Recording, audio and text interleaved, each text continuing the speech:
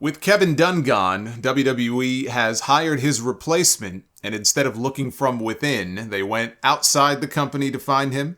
Lee Fitting is the company's new head of media and production. He spent 25 years at ESPN overseeing the production for tons of shows, including Monday Night Football and College Game Day, before he was fired by the network in August. And that was only 5 days before the kickoff of the college football season, which made it a very curious decision to fire the guy in charge of overseeing its college football content 5 days before the first game. It was never revealed why they got rid of him at the time, but this may have had a little something to do with it. Days after his hiring was announced by WWE, there was a bombshell story from The Atlantic this week that revealed since at least 2010, and this could go back even further than that, but since at least 2010, ESPN has been inserting fake names on entries for sports Emmy Awards, and then taking the awards won by some of these imaginary employees, pulling off the fake names, and having them re-engraved with the real names of their on-air talent, and then giving them out. Completely unbeknownst to the talent receiving the awards. They had no knowledge of what the network was doing, and have since had to give back the awards, over 30 of them. And frankly, even if some of the talents did have some level of awareness of what was going on here, they can't prove it. But they claimed that they had no knowledge of it. This was something going on behind the scenes. There were upper-level people there who orchestrated this whole thing, but the talent themselves were not aware, which is pretty shitty, because if they didn't know, and they think, oh my God, I won an Emmy, this is great, right? They put it in their bio on Twitter, right? The Emmy Award winning. And then imagine 5 years later or 10 years later, you find out it was all a fraud, and you got to give the award back. And you got to edit that part out of your bio. How embarrassing. Lee Fitting was one of the higher-ups involved in this scheme, and he has since been banned from Collision by CM Punk. Now, he has since been banned from future Emmy eligibility, which is a real hit for WWE because they've always wanted to win an Emmy Award. That's long been a goal of theirs, right? That was a Kevin Dunn thing. Supposedly, he always wanted to win an Emmy Award. And now their new head of production is banned from even being considered for one.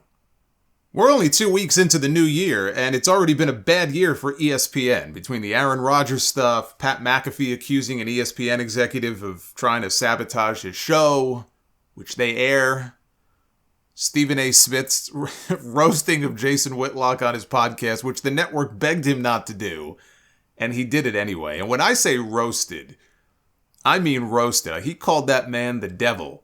He said at his funeral, when he dies, nobody will show up. I have no idea what went down between those two, but that was an all-time rant this week that made headlines. And now they have to deal with this controversy on top of all that. So the way it would work is, with College Game Day, for example, which is the show that McAfee has been hosting, the entry for Best Studio Show would list several different people who supposedly worked on the show. In reality, these people did not actually exist.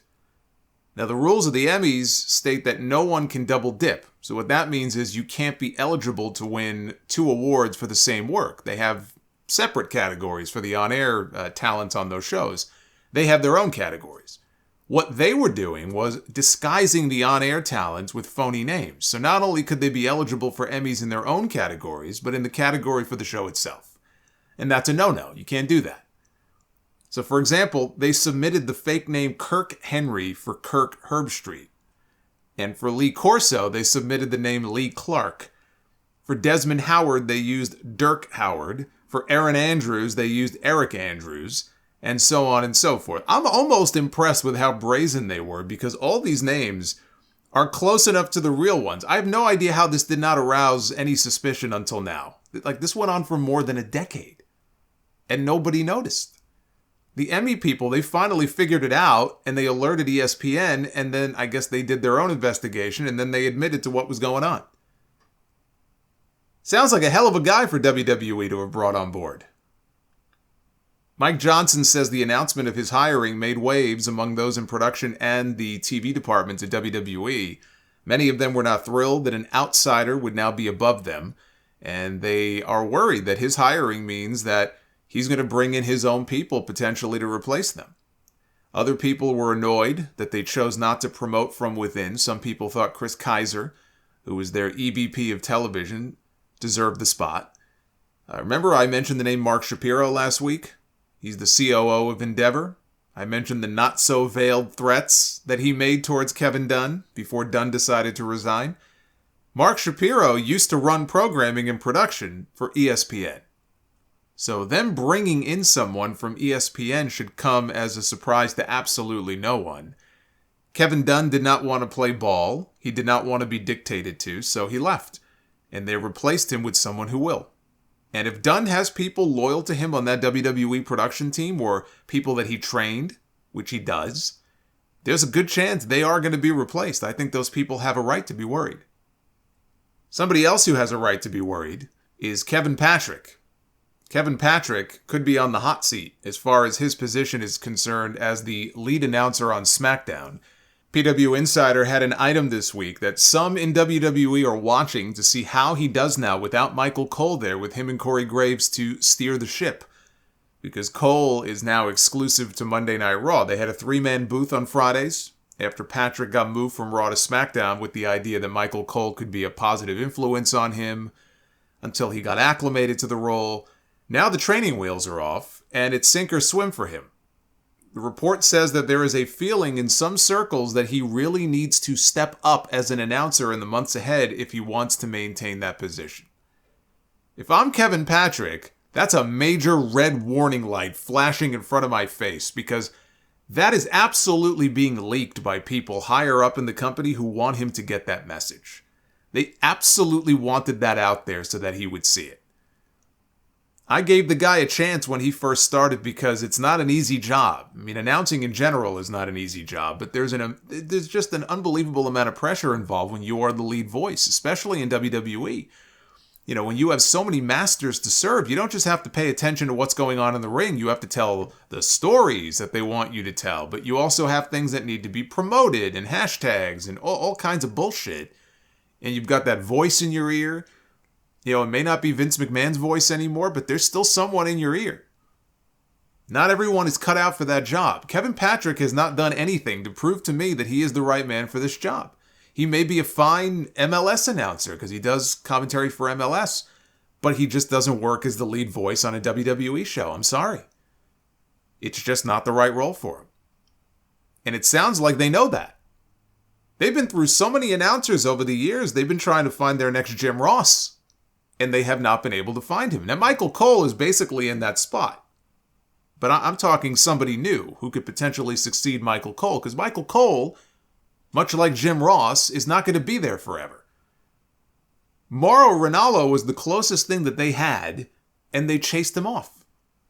I have no idea if he would want to come back now that Triple H is in charge. I would love to see him get the spot. But working in that company may not be the best thing for his mental health. They tried out Renee Young on commentary. That didn't work. They called up Vic Joseph for a cup of coffee on the Raw brand with Dio Madden, and that experiment didn't last very long. They tried out Adnan Virk. That was a failure. That was one of those Nick Khan hires from the sports world.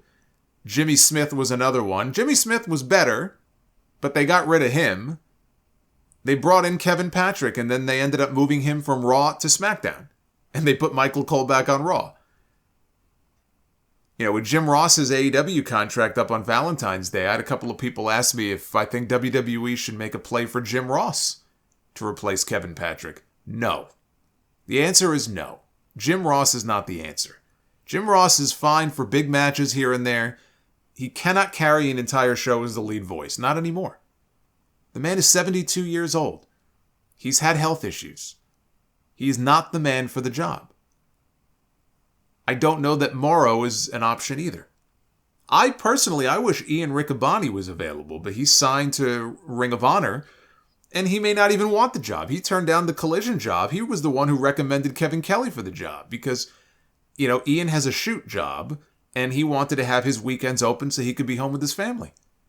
What's funny is that Tony Khan has since replaced Kevin Kelly with Tony Schiavone as the lead play-by-play voice on Collision. Kevin Kelly now is basically a secondary color commentator after Nigel McGuinness.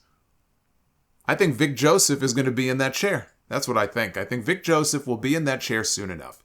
Nick Khan has a fetish for bringing in sports announcers from outside the company. So they may take a stab at somebody else first, but that will go about as well as all of these other moves have gone. Vic Joseph is going to get the spot. It's not a matter of if, it is a matter of when.